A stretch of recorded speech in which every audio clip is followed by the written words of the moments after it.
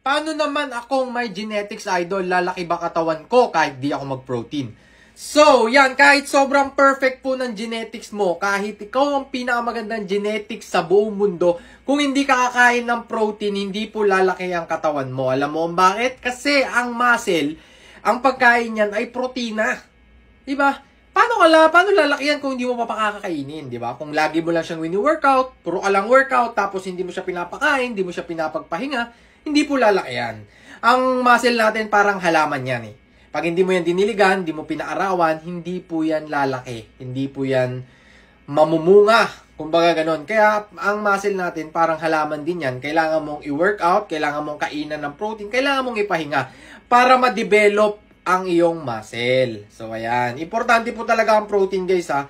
Huwag nyo pong basta-basta tinatanggal ang protein. Dapat nga everyday tayong may protein sa katawan. Kasi hindi lang muscle ang kailangan ng protein. Kailangan din yan ng mga mata natin, ng kuko, yan. Mga kailangan natin yan sa buhok. Kailangan po natin ng protein.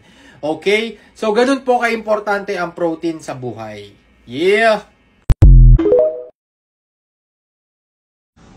Idol, paano ba labanan ang mas malaki pa sa'yo? Idol, sana ma-notice. So, ganito lang po kadali yan. Kadali. Okay? Sobrang basic lang ng problema mo. Kung meron sa'yong gustong lumaban na mas malaki sa'yo, huwag mong lalabanan. Tumakbo ka hanggat may lupa. Kasi hindi ka mananalo dyan, di malaki yan eh. O di ba? Ba't mo lalabanan? Alam mo na matatalo ka. Ngayon, magtawag ka. Magtawag ka ng tropa mo, balikan mo yun.